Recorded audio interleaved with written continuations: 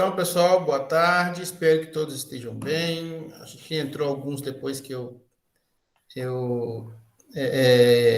dei boa tarde aqui ao pessoal, né? Sejam muito bem-vindos, tá certo? A nossa aula. Nós vamos iniciar hoje, né, a disciplina de genética. É uma disciplina, a gente vai ver, bem extensa. O assunto é muito, muito grande, né? Infelizmente, com a pandemia, a gente não, né, nesse sistema em EAD, a gente não consegue dar todo o conteúdo que a gente tinha vontade de, né, de ofertar para vocês, mas a gente vai tentar fazer da melhor forma aqui, tá bom? Bom, a princípio, é uma disciplina, então, no caso, de 3 créditos para vocês, né? São 3 aulas semanais, né? A gente tem, quando ela é ofertada no modo presencial. No modo EAD, a gente vai continuar com aquela história de 5 encontros, né? Se a gente não consegue fechar a disciplina se a gente não fizer assim, tá bom? Então, cada aula vão fazer 5 encontros, né? Como a gente fazia lá com a estatística experimental, que é muito semelhante. Certinho? Bom, então é uma disciplina que nós vamos ter ela concomitante com a turma de zootecnia também. A aula da zootecnia é amanhã de manhã. Né? Aqueles alunos que sentirem, que tiverem precisando, às vezes, de liberar terça-feira à tarde para uma outra disciplina e quiser matricular na quarta-feira pela manhã, é possível, tá? Então, acontece sempre, não vai mudar esse horário. Na quarta-feira pela manhã, se alguém tiver esse interesse, é possível, certinho? Bom, com relação às nossas aulas, eu já fiz um esboço aqui. Vou apresentar para vocês, e isso é muito importante a gente apresentar, porque vocês já começam a ter um pouquinho de noção né, de como a gente vai conseguir caminhar com a disciplina. Então, eu gosto sempre de fazer esse planejamento. Gente, cadê meu planejamento? Deixa eu ver aqui. Eu fiz ele bonitinho e agora não estou achando. Eu perdi esse planejamento aqui. Mas na próxima aula eu prometo fornecer para vocês o planejamento direitinho da disciplina, com todas as aulas que nós vamos ter, inclusive com as provas já marcadas aqui direitinho, tá certo? Então vamos deixar para a próxima aula, eu deixo direitinho, eu salvei aqui em algum lugar, não estou achando, e se eu for procurar agora, a gente vai perder tempo. E hoje a gente precisa de dar aula, por quê? Porque semana que vem nós não teremos aula, tá? Semana que vem vai ser 12 de outubro, feriado, na terça-feira, nós não teremos aula. E vamos ter 2 feriados que vão cair na terça-feira. Um é o dia da semana que vem, no caso, no dia 12 de outubro, e o outro é o feriado de 2 de novembro, que também nós não teremos aula.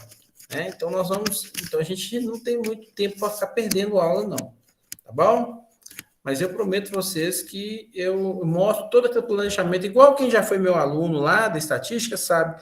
Né, eu coloco sempre o dia, né, já direitinho, todos os dias, com as provas, né, quais são as aulas que a gente vai ter, tranquilo, pra vocês já saberem. Tá certo? Com relação à prova, nós teremos 3 provas, né? Será um número total de 3 provas. Então, são 3 provas. Essas 3 provas, cada uma vale 10 pontos. E eu dou sabatina. Aqueles alunos que ainda não tiveram a oportunidade de ter aula comigo, toda aula tem uma sabatina. O que é uma sabatina? É um exercício avaliativo daquela aula, né? No modo presencial eu fazia isso e agora, né, no EAD também a gente faz. Então, no final de cada aula tem uma atividade avaliativa, ela vale ponto, né? Normalmente a gente tenta dar aí, no caso, 10 atividades avaliativas, cada uma valendo um ponto. E aí a gente vai somar essas 10 atividades, elas vão entrar como, né, 1/4 da sua nota, e os outros 3/4 são de cada uma das provas, das 3 provas.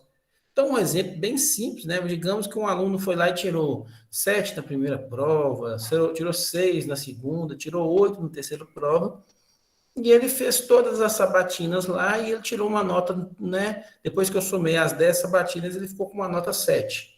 Então, eu vou pegar todo esse somatório, né? Vou pegar a primeira prova, a segunda, a terceira prova, né? Primeira prova com 7, a segunda com 6, a terceira com 8, a quarta, nota que foi essa sabatina, que foi 7 pontos, somo isso tudo e divido por 4, essa vai ser a sua nota final, tá certo? Então, quem já foi meu aluno também de estatística experimental, nós passamos por isso aí, é a mesma ideia, tá? A sabatina salva muita gente aí já viu que a sabatina funciona bem, parece chatinho toda aula, né? Toda aula o professor passa um exercício, mas isso é muito importante porque ele fixa, te ajuda a fixar o conteúdo, te ajuda a estudar bastante já o conteúdo. Então, quando eu vou aplicar a prova, você já sabe mais ou menos como é que funciona. Tanto é que muitas pessoas vão muito bem nas provas porque fazem as sabatinas e as provas acabam sendo um conjunto daquelas sabatinas que a gente já fez. Então, isso funciona muito bem, né? E você está sempre tendo algum motivo para poder estudar o assunto e não ficar, vamos falar assim, perdendo o assunto e perdendo tempo no assunto. Certinho? Então, esse é o nosso objetivo. Nós vamos, então, hoje, a primeira aula nossa, ela é um pouco mais do que... Nós vamos mais observar algo assim, principalmente uma revisão do que propriamente a gente entrar na disciplina de genética mesmo, né? Vocês vão ver que vai ser bem uma revisãozona bem grande sobre aquela parte de genética que vocês já viram até hoje na biologia. E aí sim, na próxima aula, a gente começa a entrar mais precisamente dentro da própria genética mesmo. Certinho? Tem alguma dúvida, alguma coisa que vocês queiram me perguntar que eu possa ajudar vocês?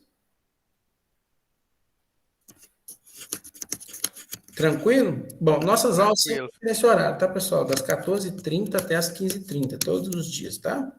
Todas as terças-feiras. Ok? Sem perguntas? Bom, então eu vou começar apresentando aqui. Deixa eu apresentar nossa aula. Eu sempre brinco com meus alunos, falo para eles que é uma aula, não é uma palestra. Então, vocês fiquem à vontade para sempre que quiser parar, perguntar, tá certo? O assunto é bem legal, então sempre fiquem à vontade para parar e perguntar, tá bom? Bom, então vamos lá, nós vamos começar então com a parte de introdução à genética, né? Eu sou o professor Jefferson Ribeiro, eu sou doutor em genética e melhoramento animal, por isso o assunto é muito interessante para mim, né? É um assunto que eu fiz, na verdade eu sou mestre em genética e melhoramento, doutor em melhoramento animal, trabalho com genética desde criancinha, vamos falar assim, tá certo? Então é uma área que eu gosto demais da conta. A bibliografia que a gente vai utilizar, depois eu vou apresentar para vocês também os planos de aula nossos, está lá, né? Nós temos esse livro, Introdução à Genética. Esse livro nós temos ele lá na nossa biblioteca, tá? Ele sempre está com as edições atualizadas, né? Essa é a edição mais atualizada, mas ele tem fotos, às vezes, de borboletas na capa, tem um outro que é de cachorro da raça labrador, esse aí dessas flores, tá certo? É um livro, talvez o livro mais completo que a gente tem aí dessa parte de introdução à genética, né? É vendido no mundo inteiro, não é uma literatura brasileira, né? É uma literatura internacional, mas é traduzido aqui para o Brasil, então é a nossa, bem dizer, nossa Bíblia, né? Esse livro aí, que é a Introdução à Genética do Griffiths, tá certo? Então é um livro excelente, e aí vocês podem, né? Lógico, quando voltar ao sistema presencial, procurar esse livro na biblioteca que nós temos lá. Um outro livro também que é muito bom é esse, Genética na Agropecuária, é lá da UFLA, da Universidade Federal de Lavras, né? É do professor Ramalho, né? Professor Santos. É muito bom esse livro, ele tem muito a ver com a gente, porque ele é muito específico para nós, né? Eu tenho esse livro aqui, né? Aqui em casa, tem ele na biblioteca lá também. O meu é uma edição um pouquinho antes dessa, a capa ainda um pouco, é uma capa avermelhada, mudou pouca coisa, tá certo? Essa edição é a edição mais nova, mas é um livro excelente, que ele fala tanto da parte de genética, né, na área de agronomia e de zootecnia, muito voltado para a nossa área.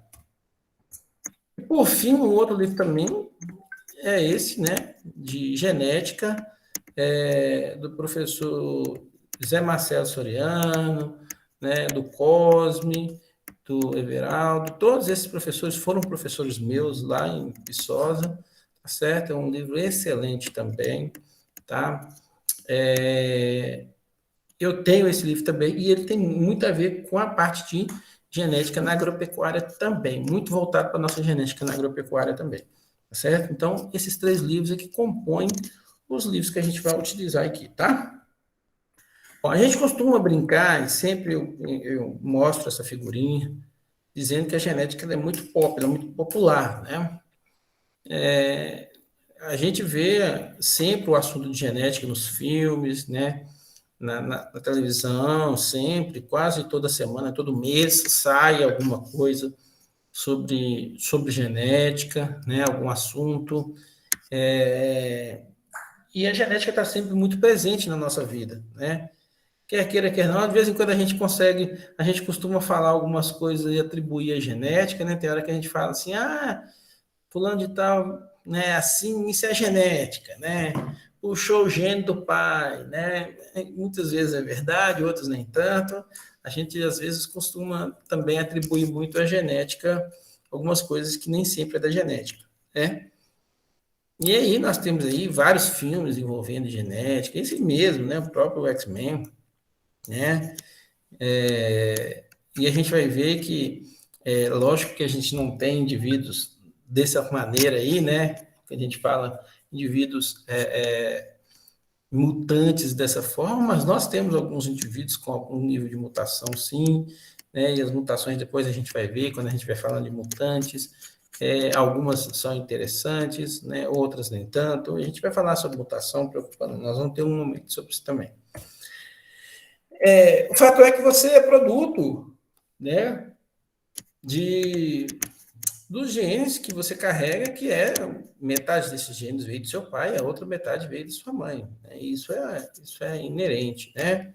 50% da sua constituição genética, ou 50% da constituição genética dos indivíduos, né, sejam eles animais, plantas, né, 50% disso vem da mãe, né, a contribuição da mãe, e outros 50% vem da contribuição do pai, né. Isso é extremamente importante porque isso cria variabilidade.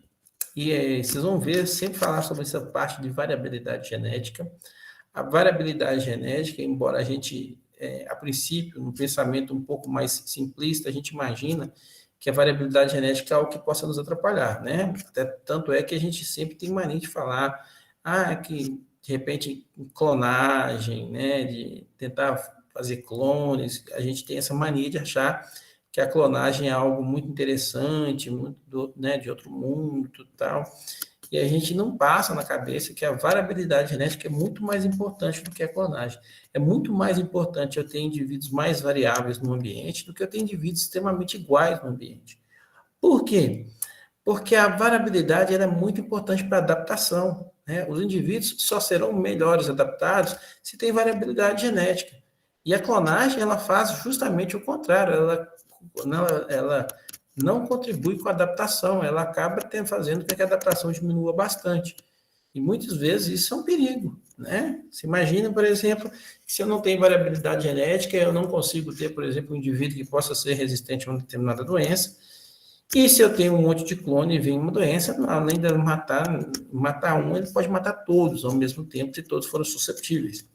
Mas se eu tenho variabilidade genética, com certeza eu tenho alguns indivíduos que são capazes de serem resistentes e resistirem. E isso é a grande beleza da natureza, a grande sacada que a natureza tem de manter esses indivíduos no ambiente, né? Isso é um problema para a agronomia, é um problema para a zootecnia, né? Como, por exemplo, quando você precisa combater uma determinada praga, porque a variabilidade genética é que faz, por exemplo, com que você, quando aplica um determinado inseticida, por exemplo, você não mata todos os indivíduos, você controla, você consegue controlar a população, e hoje você consegue né, entender que, na verdade, não é objetivo, de maneira alguma, né, por exemplo, alguém que estuda né, fitopatologia ou fitotecnia, que não é de maneira alguma o objetivo de dizimar populações, por exemplo, de insetos que atacam determinada lavoura, mas de controlar aquela população, né? E é graças à genética, né? Graças à variabilidade genética que isso também não acontece, né? E por isso a importância da gente estudar um pouco genética por esse princípio. A genética, ela tem alguns problemas, né? Que a gente sabe quando falha, né? Algumas falhas, principalmente no nossa espécie, né? E essas falhas podem gerar indivíduos um pouco diferentes. Nesse caso aí, a gente está tendo a oportunidade de ver, por exemplo, uma mulher aqui com síndrome de Down, e é uma falha genética, é uma falha durante a divisão celular, né? Um cromossomo a mais, né? Que vai para um determinado gameta, e esse gameta, então, ele carrega só apenas um cromossomo a mais, que seria o cromossomo 21, nesse caso, que faz com que o indivíduo acaba, né, tendo uma vida totalmente diferente, né? O indivíduo é normal, né, até certa condição, mas ele pode ter algumas limitações que a gente fala, né? Esse é um caso de ambos, esse casal aí, ele ficou muito famoso, porque ela tem síndrome de Down, ele também tem uma outra síndrome, mas a criança deles é normal, né? Nasceu completamente normal, tá certo? E a genética tem disso também, né? Aonde às vezes você espera que possa vir algo que não seria favorável, acaba vindo algo favorável, certo? Então a genética tem isso. Aqui em Morrinhos eu conheci recentemente uma menina cuja mãe tem síndrome de Down. Ela tem 4 filhos e todos os 4 são normais. Essa menina, ela é normal e os irmãos dela também, né? Fruto de um casamento de alguém com síndrome de Down com uma pessoa normal e ela não tem nenhum problema. Isso é fantástico na genética, né? Eu tenho muita sorte de ser professor de genética porque muitos dos exemplos que eu vou dar de genética para vocês eu passei por eles e vocês vão falar assim, não, é mentira, esse professor não conhece tanta gente com esse tipo de coisa. Eu conheço, eu tive oportunidade. Essa oportunidade foi uma das minhas últimas oportunidades de conhecer alguém que era fruto de um acasalamento de alguém que tinha síndrome de Down e que nasceu normal, né? A gente acha que vai nascer alguém. Existe a chance de nascer uma pessoa com a síndrome de Down, sim, a chance é muito maior do que a normal, né? Porque metade dos cromossomos dela vai ter um cromossomo a mais, desculpa, metade dos gametas dela vai ter um cromossomo a mais, e essa pessoa deu sorte de nascerem os 4 sem a doença. Né?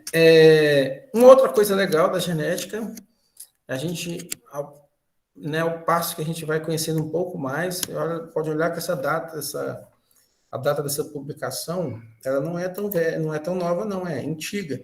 Vou até apontar aqui para vocês, 17 de julho de 2013, isso foi eu navegando na internet, eu achei isso aí, né, que cientistas conseguem desligar o cromossomo da síndrome de Down. Então, isso é muito importante porque já se sabe os mecanismos de desligar, né, o cromossomo da síndrome de Down, mas você precisaria de fazer uma intervenção, né, uma terapia gênica ainda na criança muito jovem, o que ainda não é permitido. Né? A gente já consegue fazer isso, mas a gente não sabe até que ponto isso é importante. Né? Isso pode mudar a vida da pessoa. Né? Não é um botãozinho só de liga e desliga. Né? Você está trabalhando com genes, você está trocando um par de bases ali, por exemplo, que pode gerar uma coisa muito diferente. Mas os cientistas já conseguem, né? Os geneticistas já conseguem fazer esse desligamento. Recentemente, né, uns 3, 4 anos atrás, vocês devem ter ouvido falar de um chinês, né, que fez algo que é extremamente imaginável, né? Ele fez melhoramento humano, né? Ele fez uma edição do DNA humano em 2 crianças, Essas crianças hoje devem estar aí com 4 anos, por aí, 5 anos, e ele editou o DNA delas, quando ainda, né, estava na forma de embrião. O que é fazer uma edição de DNA? A edição de DNA é quando você vai lá no DNA, né, ainda bem na fase embrionária, né, e você altera alguns pares de base ali, por sua vontade, para dotar esse indivíduo de alguma situação, né, ou melhorar ele para alguma determinada condição, ou desligar, por exemplo, um gene, né, que poderia trazer algum tipo de doença. E isso ainda é proibido, né? A comunidade científica internacional não permitiu esses testes ainda em humanos. Nós já fizemos isso em plantas, já fizemos isso em animais, em bactérias, né? Mas em humanos ainda não tinha feito. Esse cientista, então, chinês, ele fez isso, né? E depois que as crianças nasceram, que ele viu que elas nasceram normais, é que ele, né, avisou que ele tinha feito isso, né? Hoje ele está preso, né? E aguardando alguns julgamentos aí, porque é, né, proibido fazer. E, enquanto isso, essas crianças ainda têm vida normal. O fato é que ele fez algumas edições, né? Que edições foram essas? Ele não falou, né? Ele não falou quais foram as edições que ele fez. Mas por que isso é muito importante a gente entender aonde leva isso, galera? Porque isso pode formar N coisas. O camarada pode ter, sim, né? Ele pode ter tido, às vezes, vamos falar assim, né? Uma boa vontade, né? Uma boa intenção, apesar que no inferno está cheio de gente com boa intenção, mas ele pode ter tido uma boa intenção de realmente perceber que essas crianças teriam, por exemplo, um câncer no futuro. Isso já é possível a gente determinar alguns cânceres, tá? É possível através de marcadores moleculares, através do estudo do genoma, né, de SNPs, a gente saber, por exemplo, se alguém vai ter um câncer no futuro ou não, se ele tem uma predisposição a alguma coisa, algum tipo de doença. Então, pode ser que ele tenha feito isso, né, que ele tenha alterado esse DNA para que ele consiga, que essa criança consiga, por exemplo, essas crianças consigam ter uma vida normal e deveria ter tido algum tipo de doença, mas a gente pode começar a pensar também em modificações no indivíduo de forma que ele se torne um camarada além, né, dos padrões normais. Por exemplo, você pode começar a pensar naquela ideia de super soldados, sabe? Um pouco meio viajada da história, mas podemos pensar nisso, né?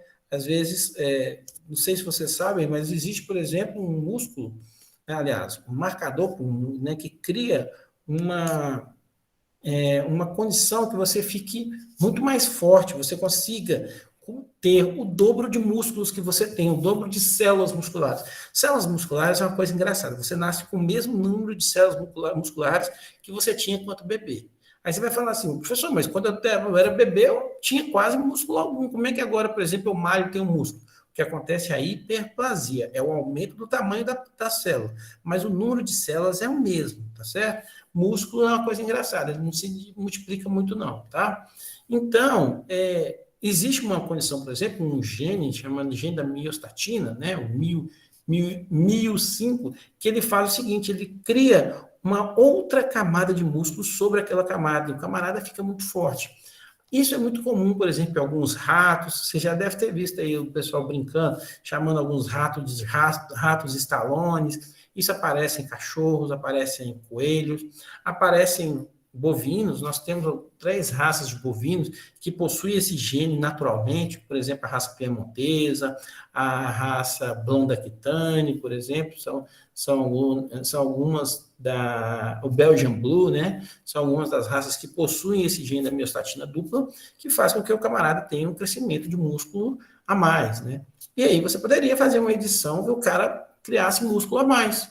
Isso é possível, tá certo? Basta fazer uma edição no DNA. Ou mesmo algum sentido para melhorar ele fisiologicamente, por exemplo, para determinados esportes. Então, isso é inconcebível, pessoal. Mexer no DNA humano ainda é proibido, porque a gente não sabe até onde isso pode ir, né? até onde a ética pode levar. Então, por isso que é uma convenção de todos os países de não fazer esse melhoramento humano. Mas já teve, já? Será que já teve tentativas de mexer na genética humana no passado? Sim, na Segunda Guerra Mundial foi tentado fazer algumas dessas experiências. Algumas das experiências, inclusive, você sabe muito bem disso, né? Muitos dos princípios dos transplantes foram feitos na Segunda Guerra Mundial e também a parte da genética, ela teve alguns experimentos que foram feitos em humanos, o que é totalmente inconcebível você pensar em fazer um experimento que possa levar um humano à morte, por exemplo, certo? Mas a gente tem isso, tá bom? Fato é que a genética ela vai estudar sempre essa hereditariedade, né? A gente está sempre estudando isso, né? Como que esses genes, como que nós herdamos esses genes dos nossos pais, das nossas mães, né? As modificações que esses genes podem fazer nas populações. Aqui, por exemplo, é um caso muito interessante desse casal. Quando eles nasceram, quando eles tiveram o primeiro filho, totalmente normal, e aí tiveram o segundo filho. Essa criança, ela não é albina, tá? Note que ela não é albina, olha os olhos dela são pretos, o albinismo, uma criança tem os olhos mais claros, porque não há produção de melanina, então essa criança não é albina, e quando nasceu essa criança um pouco clarinha, o pai, com certeza, desconfiou um pouco, né, dessa situação, mas quando foi fazer um teste de paternidade, né, um teste de DNA para paternidade, ficou confirmado que ele e a mãe são, sim, os verdadeiros pais dessa criança, né? Isso mostra o tanto que a genética é fantástica e que nós somos a combinação desses genes, né? O próprio gene da cor da pele, por exemplo, ele está muito ligado a vários genes que são capazes para produzir essa melanina, e mesmo uma pessoa que seja negra, ela tem lá no seu DNA, né, a condição de produzir, por exemplo, a cor, né, da pele mais clara, certo? Em alguns momentos isso acontece, tá? Eu sei que muitas vezes vocês vão me preocupar, vão me perguntar sobre, minha genética é do cor dos olhos, eu tenho a cor, meu olho é o castanho, mas a família do meu namorado é azul. Toda vez tem essas perguntas. Será que eu tenho chance de ter filhos da cor de olhos azuis? A gente vai ver como que funciona, então, né? Por exemplo, a genética da cor dos olhos, a genética da cor da pele, certo? Outros tipos também, como o nanismo, né? Polidactilias, né? A gente vai ver sobre isso, sobre a genética dos cabelos, como é que funciona, certo? Então, tem um monte de coisa que a gente pode observar e que é muito interessante, que a gente vai ver que são muitas vezes ligadas a vários genes, que podem, às vezes, dar algumas explicações aí das nossas hereditariedades, tá bom?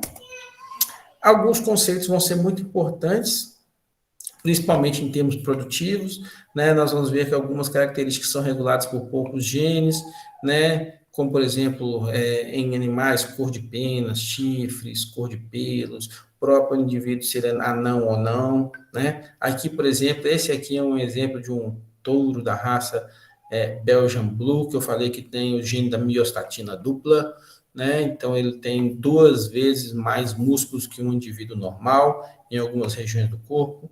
Mas a gente vai ver que muitas das características que a gente trabalha, tanto ela na zootecnia quanto na agronomia, são características produtivas e são reguladas por muitos genes, por vários genes lineares, né? E são esses vários genes que são muito importantes em termos produtivos para a gente, né? E a gente vai ter que saber trabalhar com eles, né? Também lembrar que o DNA... Alguém vai fazer alguma pergunta? Professor, Pode não? por que que a clonagem, né, o indivíduo geralmente não consegue sobreviver nem até a fase adulta?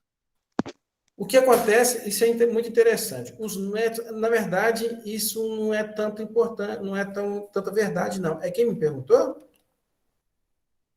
Rizer. Ô, Rizzo, tudo bom, né? Ô, Rizzo, deixa eu te falar, isso foi já superado, tá?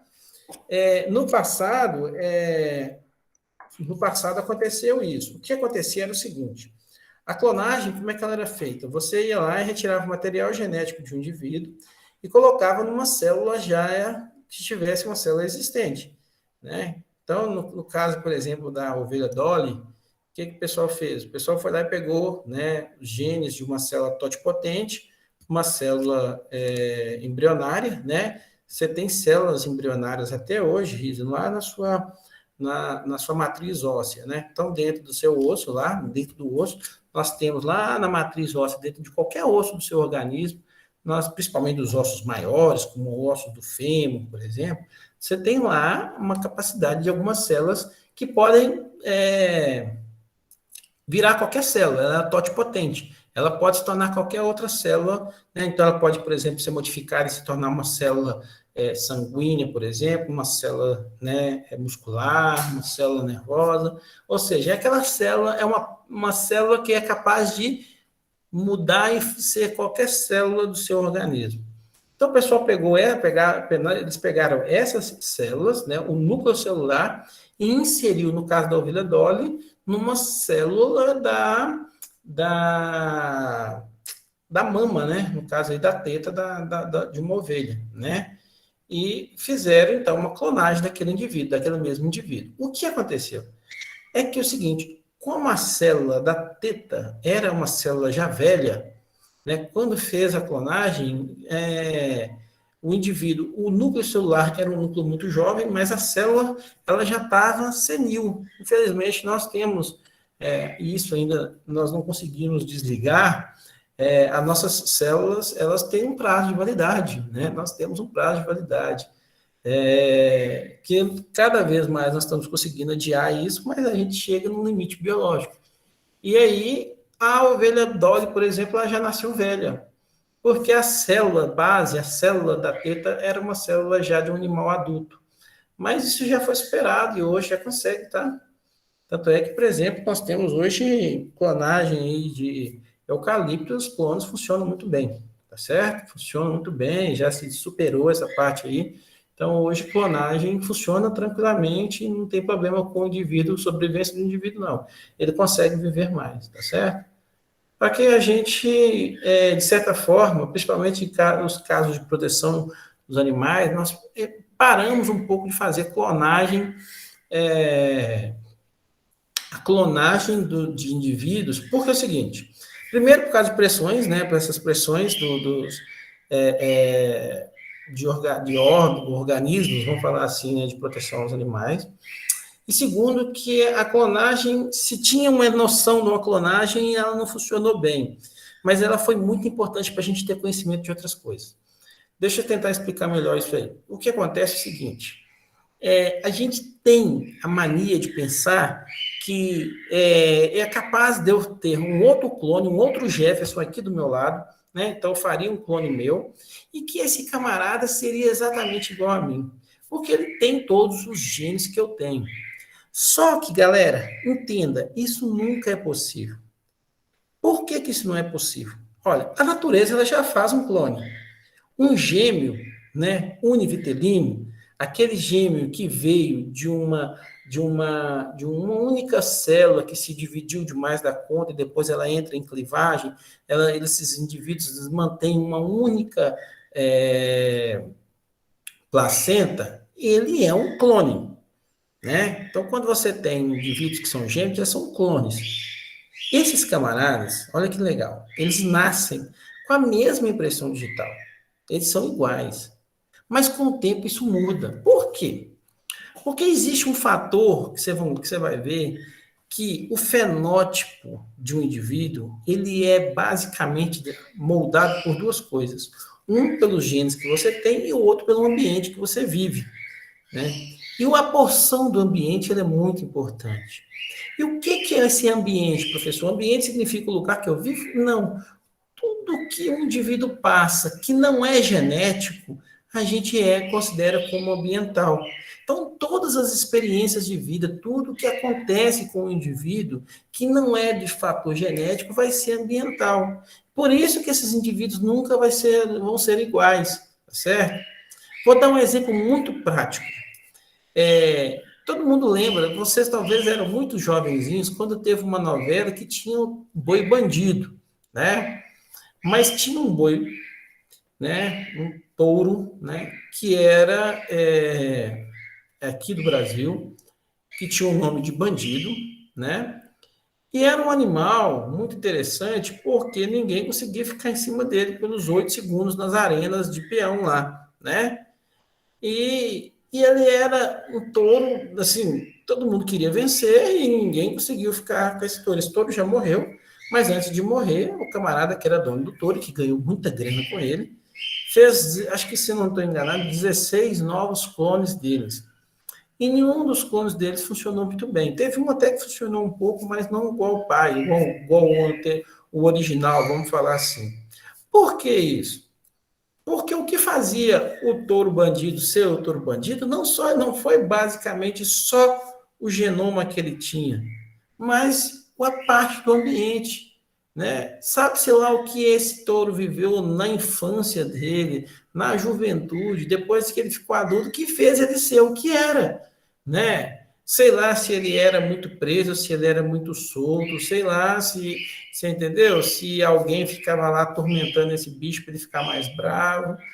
O fato é que as experiências que nós temos, e aí a natureza é tão inteligente nesse ponto, a gente fala natureza, mas, né, embora eu seja geneticista, acredito muito em Deus, ou às vezes, né, nesse caso, nesse sentido, Deus é muito inteligente, de além da gente ter uma variabilidade genética gigantesca, nós temos um ambiente que age sobre a gente e você é um fruto do seu ambiente também. Isso é muito importante. Tanto é que foi feita uma observação de duas meninas gêmeas, elas nasceram, né? Elas eram gêmeas, viveram muito pouco tempo junto na infância, e os pais se separaram. E eu não sei por que ideia os pais decidiram separar as irmãs, né?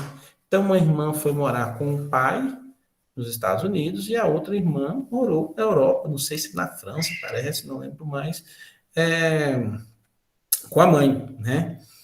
E depois de muito tempo, essas irmãs, então, viveram separadas muito tempo, né? Lógico que isso não foi um experimento, tá? Isso é uma observação, né? Essas meninas, então, já estavam bem grandes ali, já por volta no início da fase adulta, e como elas eram, né, clone, foi se estudar essas duas para saber qual é a diferença que elas tinham. E muito curioso que uma delas, né, era sempre muito magrinha, a outra muito, muito gordinha, né? E aí eles queriam entender por que fazia, por que, como elas tinham o mesmo DNA, né, o mesmo código genético, por que elas tinham essa diferença em relação à condição corporal. Aí, lógico, a gente, né, é levado a falar, uai, uma comeu mais, a outra comeu menos, né? Mas então o pessoal pegou e falou o seguinte, olha, perguntou se as duas topavam, aí sim fazer um experimento, que era o seguinte, eles trocaram as dietas, né? As dietas dela eram muito diferentes. Então, qual que era a ideia? Vou passar a dar a dieta, então, da gordinha que viveu lá nos Estados Unidos, né? As comidas que ela tinha mais apto de comer, né? E a preferência que ela tinha de comer, eu vou passar para outra que viveu na Europa e vice-versa.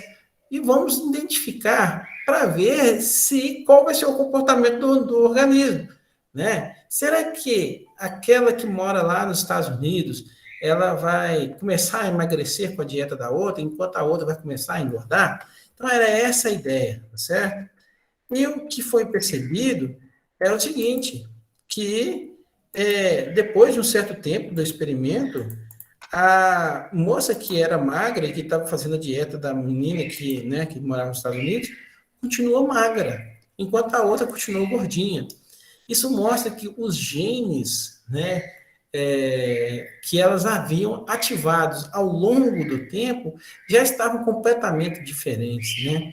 E não foi suficiente para conseguir alterar o tipo de metabolismo que elas tinham, né? Então, esse tipo de experimentos já foram feitos vários, né? Experimentos observacionais, né? Já foram feitos para mostrar exatamente isso. O ambiente, ele é capaz de te modificar geneticamente também, tá certo? Inclusive de ativar e desativar alguns genes que a gente tem, tá? Isso é muito interessante. Espero ter te respondido um pouco aí sobre o clone, tá? Se não respondi, fica à Saquei, vontade. professor. Fica à Mas vontade. essa questão que você falou da renovação celular, então se eles conseguirem manipular para renovar as células o tempo todo, aí o ser vivo não fica velho nunca, então, né? O grande problema em teoria seria isso, né? O grande problema é que é o seguinte, nós temos o próprio câncer, o pessoal tenta entender um pouco que funciona o câncer. O que a gente sabe um pouco sobre o câncer? Que ele é meio que um ponto de desligamento do ser humano. Não só do ser humano, não. Né? Dos indivíduos, vamos falar assim, porque não é só o ser humano que tem câncer, né? Os animais também têm câncer. Né? Seria uma condição para realmente te matar. Entende o que eu estou falando? É o seguinte, olha, você chegou no limite, tem que parar por aqui, tá certo? A chance de você ter um câncer, uma pessoa muito idosa, é muito alta, tá certo? E o que o pessoal tem entendido é justamente isso. Ele é um ponto de desligamento. É quando as células entram em senil, as células ficam senis, elas começam a se modificarem de formas, né, que não consegue, por exemplo, ter esse controle dessa divisão celular, por exemplo, e começa a ter falhas durante a divisão celular, o que causa principalmente os cânceres, né? Que é justamente basicamente o câncer é a falha durante as divisões celulares. Você perde, por exemplo, inibição por contato, e uma célula começa a se multiplicar de forma não muito ajustada ao que faz nos tumores, né? Então, o que acontece, e o tumor acaba que ele começa a minar a sua energia, né? Ele começa a se autoalimentar, e aí ele se espalha, começa a criar outros pontos de tumores nos organismos, evita o funcionamento desses organismos, e você acaba morrendo por causa disso, desse colapso que você tem no seu sistema, né? E os cânceres, então, seriam um ponto de desligamento. E a gente ainda não consegue fazer isso, a gente não consegue ainda fazer com que renovação de todas as nossas células, né? Algumas células, por exemplo, como eu acabei de falar, elas não se renovam facilmente, como, por exemplo, as células musculares. As células musculares não se renovam. As células, até pouco tempo atrás, até 2 anos atrás, achavam-se que também as células cerebrais também não se renovavam. Agora descobriu o que elas fazem, né? As células cerebrais, né, elas fazem muito raramente divisões celulares em condições muito específicas, elas conseguem se dividir, né? Mas é muito específico isso. Tanto é que, por exemplo, alguém que teve perda encefálica, né, por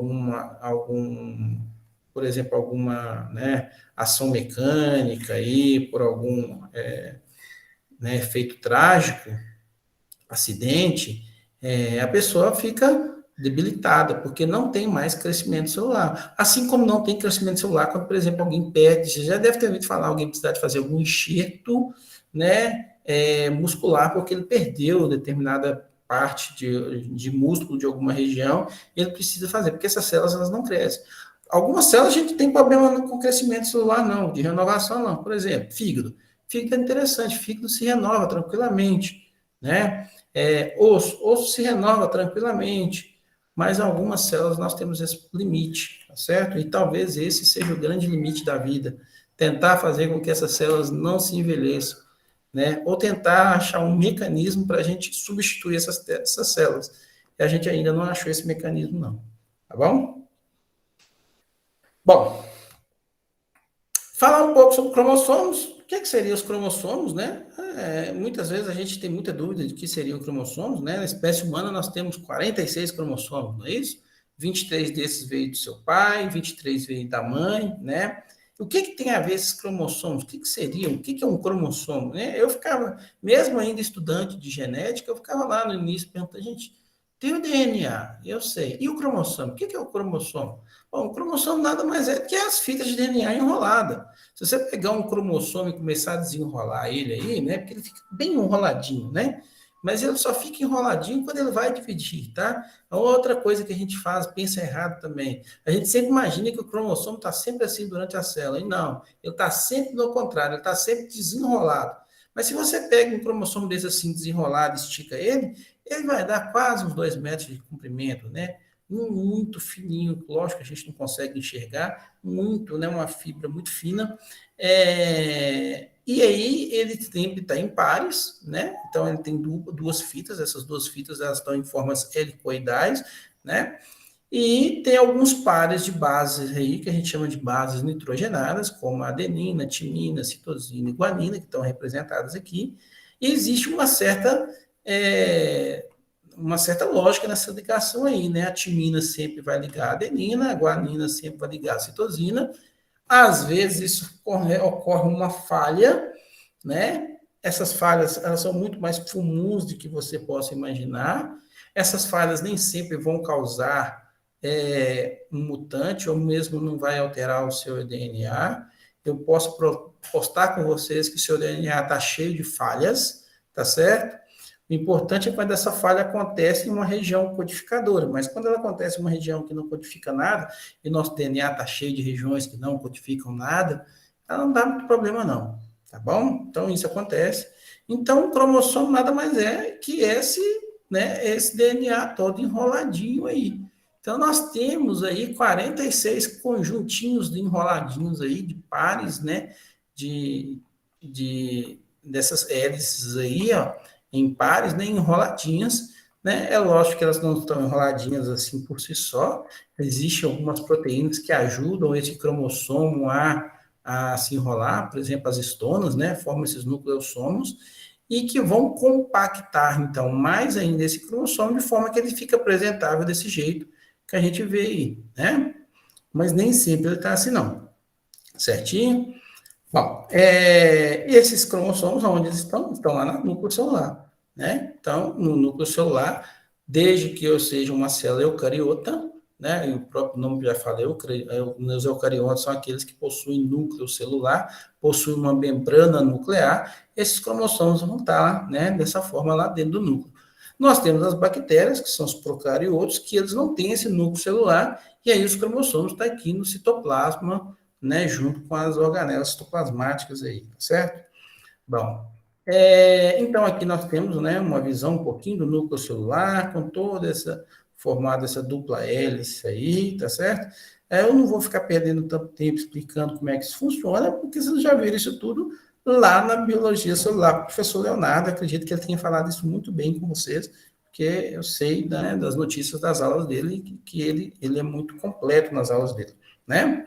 Bom, fato é que aqui sim nós temos um núcleo celular da forma como né, não é em fábula, né? É um núcleo celular como a vida acontece, ou seja, é a vida como ela é, né? Então, quando você vai fazer uma visualização de uma célula, né, logicamente, isso aqui já numa condição de um microscópio eletrônico, né? Não é um microscópio óptico, e aí você vai ter esse núcleo celular desse jeitinho que vocês estão vendo aqui, né? Então, vocês podem notar que vocês não estão vendo nada aqui enroladinho, bonitinho, em forma daqueles cromossomos que a gente viu. Na verdade, o núcleo celular ele é esse emaranhado aí. Bom, como você pensa, imagina, na minha família até eu não tinha muita gente que fazia tricô, crochê, não, mas imagine como você pegasse um monte de linhas de crochê e fizesse uma miscelânea, mudar, né, embolasse tudo isso aí, isso seria assim, o jeito mais fácil da gente imaginar como é um núcleo celular, tá certo? Onde cada cor ali nesses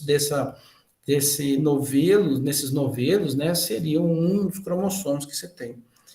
E ele tem duas regiões muito importantes, uma que a gente chama de eucromatina, que é essa região bem clara que vocês estão vendo aqui no núcleo celular, e uma região bastante escura que a gente chama de heterocromatina. O que a gente precisa saber desse negócio? Bom, a eucromatina são genes que estão ativos, né? Ou seja, são genes para essa determinada célula, por exemplo, que estão em atividade e eles precisam, então, estar em constante, né? Principalmente, eles estão sempre sendo traduzidos, né? Aliás, primeiros, né? Fazendo as suas produções de mRNA, para depois serem traduzidos lá no citoplasma para gerar as proteínas que vão movimentar a nossa vida por inteiro.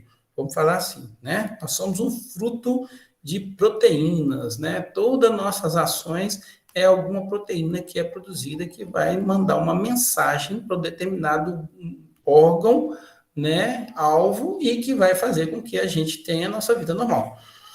E aí nós temos uma região que é a chamada heterocromatina, que são aqueles genes que estão inativos, ou seja, para essa célula, esse gene que não está ativo, que é, por exemplo, se eu estivesse numa célula de olho, por exemplo, né? Então, se eu estivesse aqui olhando, por exemplo, uma matriz lá do olho, né, célula de um indivíduo, provavelmente estaria aqui na heterocromatina um gene para a produção de leite, por exemplo. Né? O gene para a produção de leite não tem nenhum sentido de estar ativo se eu estou dentro de uma célula que é para a produção, por exemplo, de células para, né, os olhos, por exemplo. Né? E uma coisa muito interessante, a gente pode pensar também que aqui na heterocromatina, por exemplo, nos homens, a gente já falou um pouco sobre a produção de leite, né? Nos homens, com certeza, né? Os genes para a produção de leite está aqui na heterocromatina, porque nós não temos, né?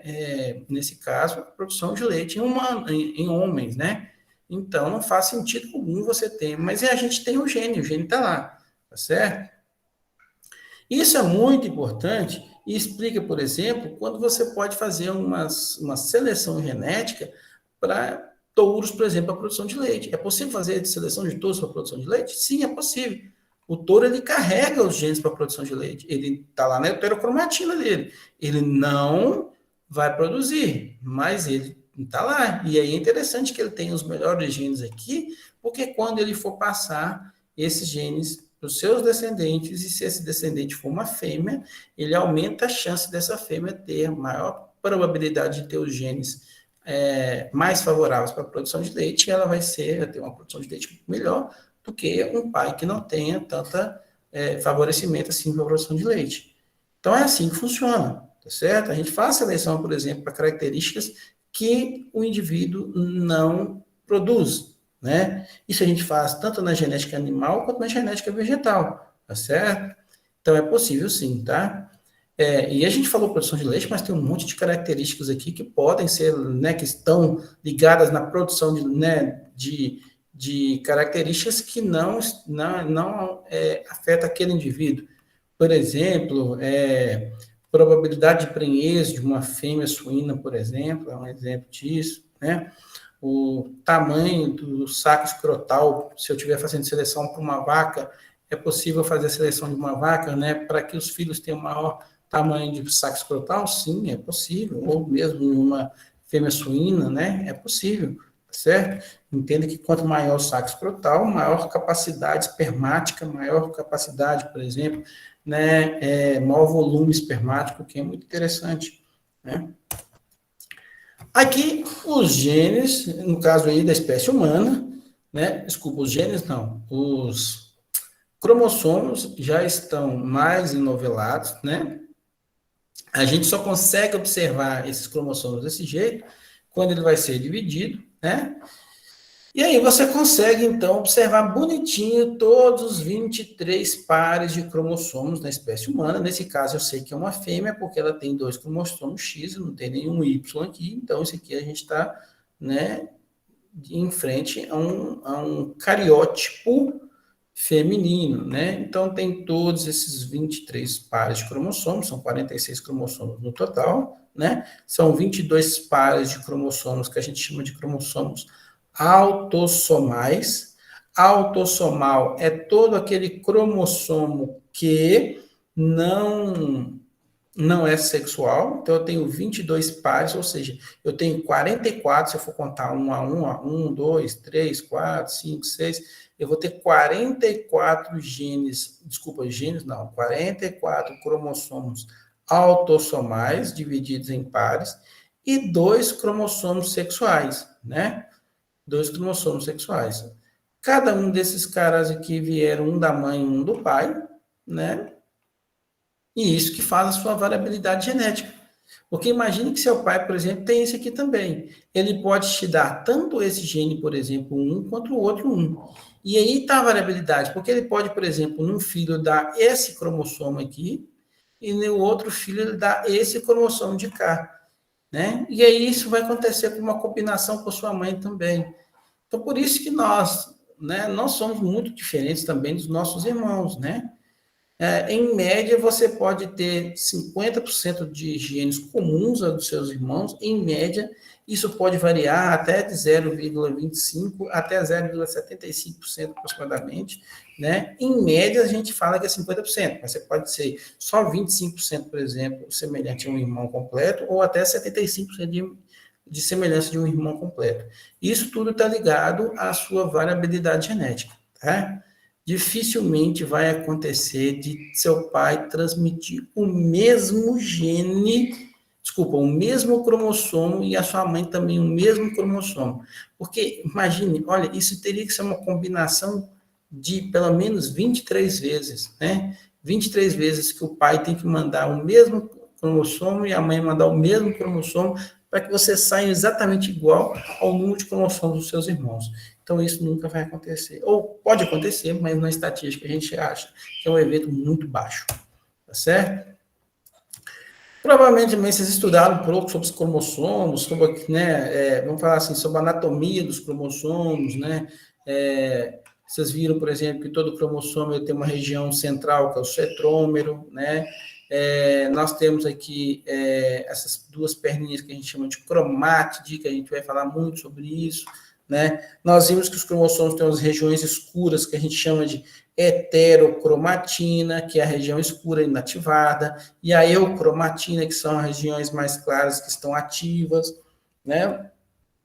Isso tudo vocês já viram a posição desses cromossomos aqui. A gente vai ver isso mais para frente também, que a gente tem uma classificação dos cromossomos quanto a essa posição desse centrômero, né? A gente vai ver isso tudo aí, né? Bom, aqui mais uma visão dos cromossomos, né? Um jeito mais bonitinho de ver, algumas colorações um pouco diferentes, né? Alguns observados pelo microscópio óptico, outros, lógico, pelos microscópios eletrônicos, tá certo? Diversas fotos aí.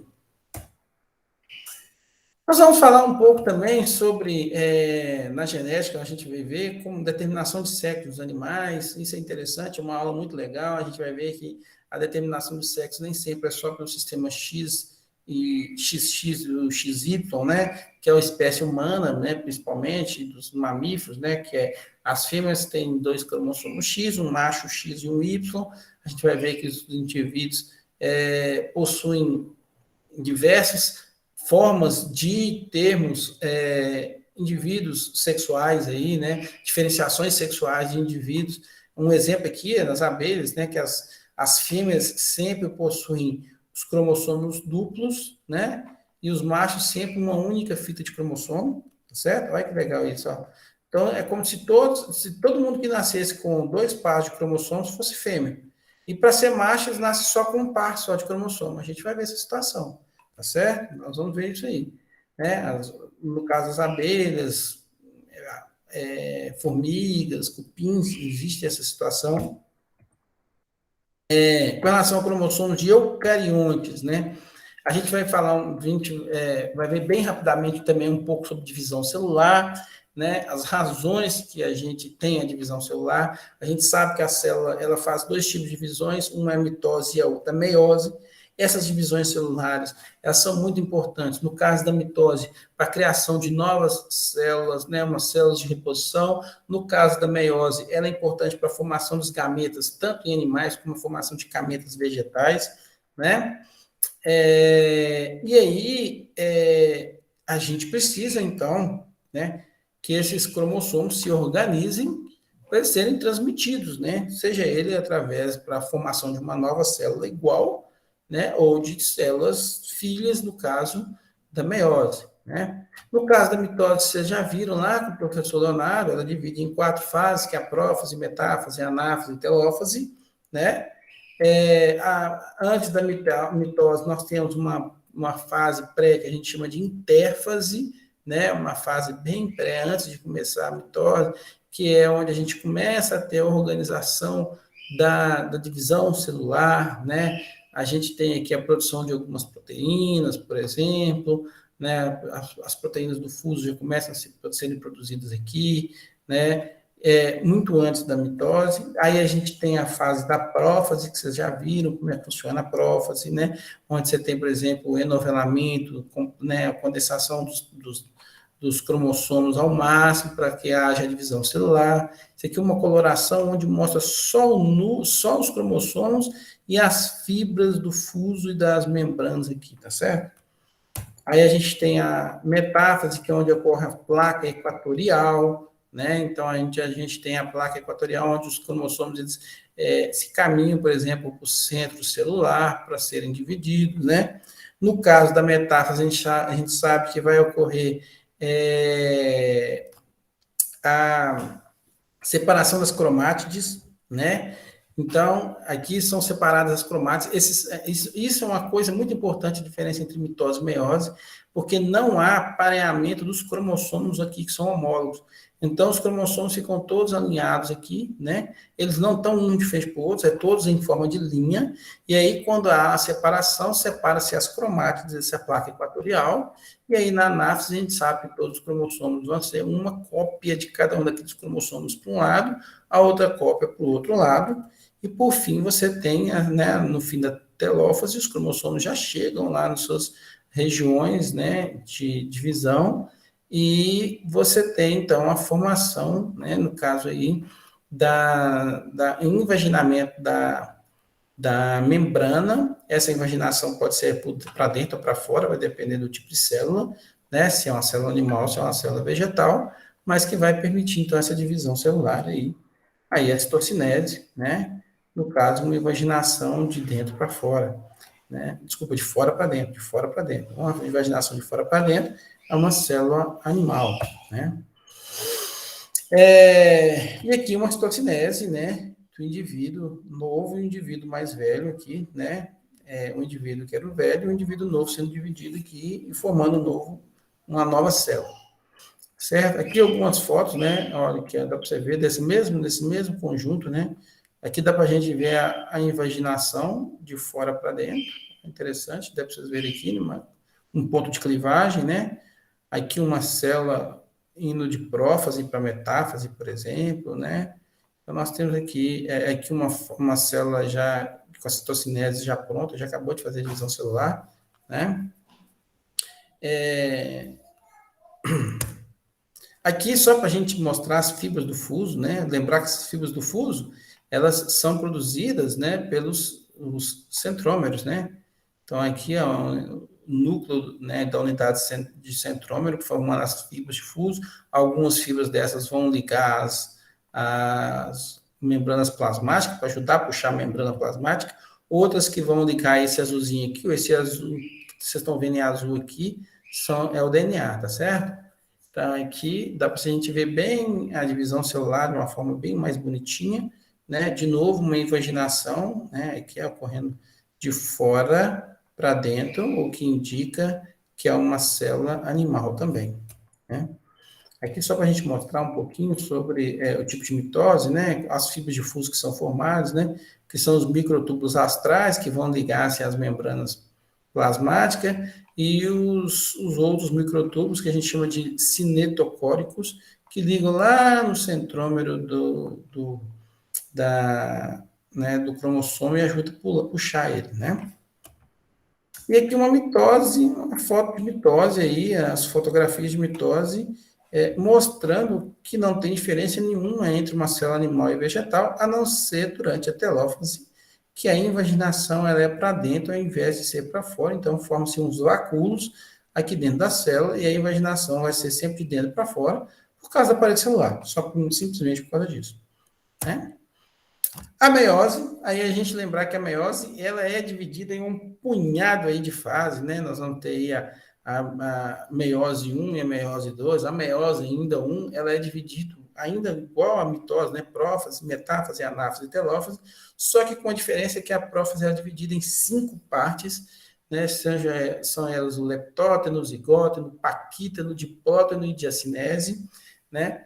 Aqui no paquíteno ocorre algo que é extremamente importante para nós, que é o crossing over, porque aqui na meiose eu não tenho mais o alinhamento daqueles cromossomos, um na frente do outro, vamos falar assim, aliás, um do lado do outro. Os cromossomos eles se alinham um de frente para o outro. Ao se alinhar os cromossomos um de frente para o outro, o que acontece? Esses cromossomos acabam fazendo troca de material genético entre as cromátides. A cromátide de um cromossomo vai com a cromátide de outro cromossomo, e isso faz com que haja variabilidade genética por causa da troca dessas, né, dessas pernas dos cromossomos, tá certo? Isso acontece aonde? Lá no paquíteno, né? E que é muito importante para variabilidade genética, né?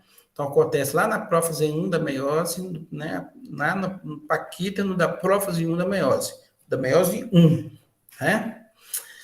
Aí a meiose, lembrar que a meiose 1, ela tem uma divisão, né?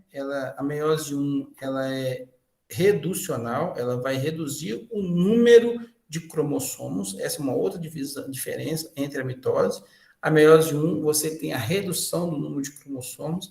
A meiose 2, ela já é equacional, tá certo? Ou seja, a meiose 2, ela é muito igual à mitose, exatamente igual à mitose, mas a meiose 1, você tem a redução do número de cromossomos, né? E isso acontece, então, essa redução vai acontecer principalmente entre as fases de metáfase e anáfase, né? Mais precisamente na anáfase 1, que você vai ver essa redução, né? Vai um cromossomo para cada lado, né? Então, tem a divisão desses cromossomos, né? Tá certo? Então, durante a anáfase 1, né? E aí, quando a gente entra na meiose 2, ela é só uma mitose, né? E formação de 4 células. A diferença da mitose e meiose também é que na mitose eu formo 2 células exatamente iguais à célula-mãe, enquanto na meiose eu tenho formação de 4 células, todas elas completamente diferentes. Certinho? Aqui só um videozinho que a gente tem. Deixa eu ver aqui, peraí. Por que não quer passar? Agora sim. Agora sim. In prophase 1, the DNA coils tightly and individual chromosomes become visible under the light microscope. Homologous chromosomes become closely associated in synapses, and they exchange segments by crossing over. By metaphase 1, the nuclear membrane has disappeared, and the microtubules form a spindle. Spindle fibers attach to only one side of each. Aqui que eu disse para vocês que os cromossomos sempre ficam um de frente para o outro, né? Por isso que tem essa formação do crossover. Aqui já está com crossover, pode ver que modificou essas perninhas aqui, a cor dela, né? And the two homologous chromosomes attach to microtubules orienting from opposite poles.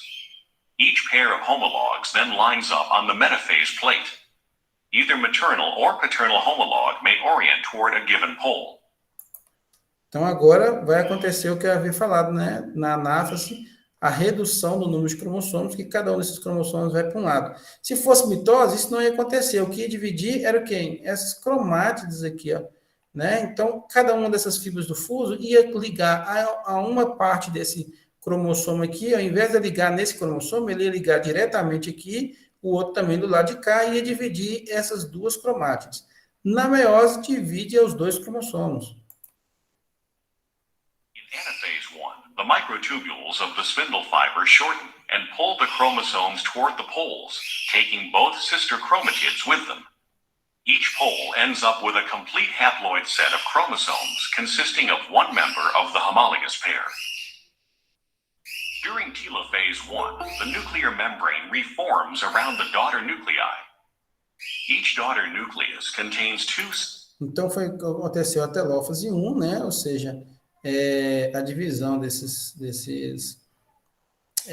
duas células, e agora ela já entra em meiose 2. Chromatids for each chromosome attached to a common centromere. Because of crossing over, the two sister chromatids are not identical. During prophase 2, the nuclear envelope breaks down and a new spindle forms. In metaphase 2, spindle fibers bind to both sides of the centromeres. E agora vai acontecer a meiose 2, que é exatamente a mitose, né? Agora sim, ó, vocês vão ver que as fibras vão ligar cada um dos seus cromossomos aqui, nesse cromossomo, e dividir as cromátides, né? During anaphase 2, the spindle fibers contract and the sister chromatids move toward opposite poles. In telophase 2, nuclear envelopes reform around the sets of daughter chromosomes. E aí formam-se 4 novas células. Pessoal, nós vamos parar por aqui. A próxima parte que a gente eu falaria gametogênese. Aí, gametogênese, eu acredito que seja uma parte que vocês não viram com o Leonardo, e aí sim é onde começa a nossa genética aqui. A gente vai falar um pouco sobre formação de gametas em animais, depois formação de gametas em vegetais, e a importância dessa informação, vamos falar assim, dessa formação desses gametas para nosso estudo de hereditariedade em genética. Ok? Alguma dúvida aqui, galera? Professor, na mitose, ela vai pegar uma e virar duas iguais. Exatamente. Na meiose, é uma e 4 iguais? 4 diferentes. Por que elas são diferentes, Caleb? Porque as 4 vão ter a metade do número de cromossomos da mãe. Então, deixa eu explicar melhor. Vamos sempre na espécie humana, que é mais fácil. Se eu tenho 46 cromossomos, na mitose eu vou ter 2 células com 46 cromossomos. Mas na meiose eu vou ter 4 células, cada uma com 23 cromossomos. Por isso que eu falo que elas são diferentes. Tá certo? Você conseguiu entender? Entendi. Aí cada uma vai ter 23. Então, se juntar duas ali, vamos assim, vamos voltar ao processo. Isso. Se voltar ao processo, o que acontece? Se você voltar ao processo, né, refazendo o processo aí, vamos falar assim, você vai ter 4 células com 23 que vão juntar e manter 2 células com 23 na meiose 1. É isso que eu quero que você entenda. Veja bem, na meiose 1, você parte de uma célula com 46 cromossomos e você termina a meiose 1 com 2 células de 23 cromossomos cada uma. Entendeu? Já na meiose 1 já acontece a redução. Na meiose 2, ela é igual à mitose. Você simplesmente vai separar as cromátides para formar 4 células de 23. Mas a redução aconteceu lá na meiose 1, de uma célula de 46 cromossomos, que formou 2 células de 23 cromossomos cada uma. A única diferença é que ela tem 23 cromossomos, mas as cromátides estão duplicadas. Aí, quando ela vai para a meiose 2, a única coisa que ela faz é dividir essas cromátides. E aí ela aparece com 4 células de 23 cromossomos, cada uma com uma cromátide só. Entendeu? Não, certinho. É porque eu tinha achado que de 46 ia 23 e de 23 ia reduzir mais uma vez. Não. Não reduz, não. Reduz só uma vez. Na meiose tem a diferenciação das 4, porque na meiose 1, elas trocaram informações genéticas. Foi? A cada lado. Isso. Na meiose 1, nem sempre vai acontecer o crossing over, tá? A gente ainda não sabe qual o que leva a célula a criar esse crossing over. Sabe o seguinte, né? Durante o pareamento dos cromossomos homólogos, essas células, por algum motivo, elas trocam pares ali de bases ali entre elas, né? Mas isso não quer dizer que vai sempre acontecer, não. Na grande maioria das vezes acontece e tem essa troca, então por isso que elas são células completamente diferentes. E isso é importante para a nossa variabilidade genética. Por quê? Porque um daqueles cromossomos veio da sua mãe e o outro veio de seu pai, que são gente completamente diferente, ou pelo menos tem que ser, porque senão é sua mãe e seu pai, não são indivíduos aparentados, né? Então, quando tem essa troca de material genético, forma-se uma variabilidade única, você entende? Então, você está pegando um pedaço do cromossomo da sua mãe com um pedaço do cromossomo do seu pai, mesclando esse negócio para formar uma única... Aí, olha só em um cromossomo ele já é diferente. Ainda você leva em consideração que todos aqueles, né, cromossomos que você recebeu, ele ainda tem uma certa combinação entre eles para você receber, aumenta ainda mais a sua variabilidade.